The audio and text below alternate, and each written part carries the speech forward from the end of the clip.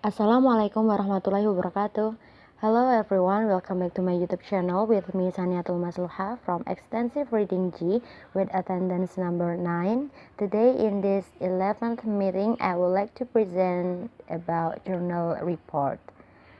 The journals that I would like to present today, there are two journals. For the first journal is Online Learning to Prevent the Spread of Pandemic Coronavirus in Indonesia, and the second one is COVID-19 and Household Financing Perils and Possibilities. Well guys, let's get started. First, journal's identity. Title: Online Learning to Prevent the Spread of Pandemic Coronavirus in Indonesia. Author: Heni Yulia, University of Batu Raja, page 48 to 56, volume 11, number 1, February 2020. We go into the summary. This journal was written by Heni Yulia, a student from University of Batu Raja. The purpose of this study is to clarify ways of coronavirus pandemic reshape education. From this journal, we can learn about the kinds of online learning that educators use in the era of the coronavirus pandemic, strategies to improve online teaching when universities closed, and the advantage and disadvantage of using them. This journal has been completely covered, starting from the title, abstracts, introduction, content in the form of methods, data, and others, and also conclusions. On the other hand, the author also includes many references used for his research material. The author of the journal also tries to find data using several methods. The journal provides a data table that contains the effectiveness of using online learning media. In the contents of this journal, the authors convey many reasons for making journals, not only to find out what kind of online learning are there, but also to reveal the background of online learning. As we know, in a pandemic like this, the whole world has changed the way of learning from face-to-face to online learning. What are the complaints faced by teachers and students, and many more that the authors convey in this journal. Next, the titles in this journal are very valid because the author did her research well based on the right sources. By using the online learning conceptual framework method, the authors get significant results. Based on this data, the author concludes that online learning applications can be characterized by A. The type of learning experience they provide, B.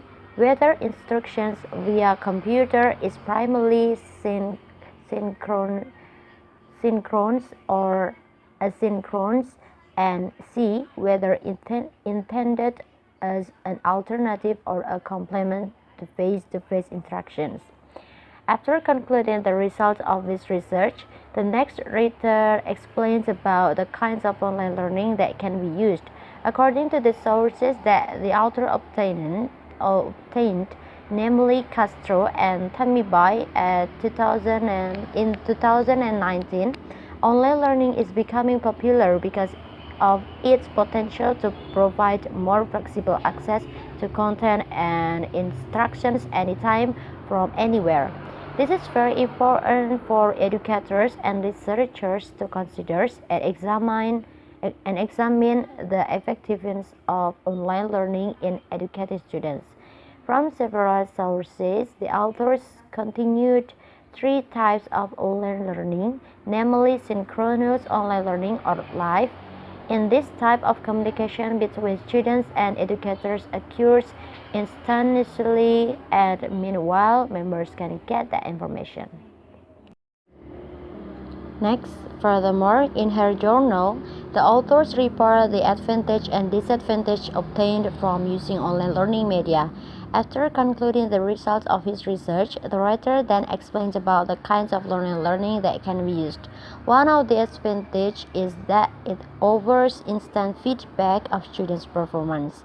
However, the weakness of this type is the way he does not organize himself learning and planning.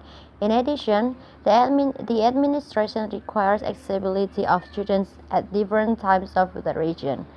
Overall, this journal is good because in making a journal, it must contain valid content and research is needed.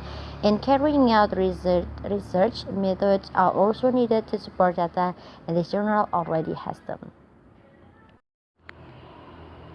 Well guys, we go into the second journal's identity. The title, COVID-19 and Us Health Financing, Barriers and Possibilities.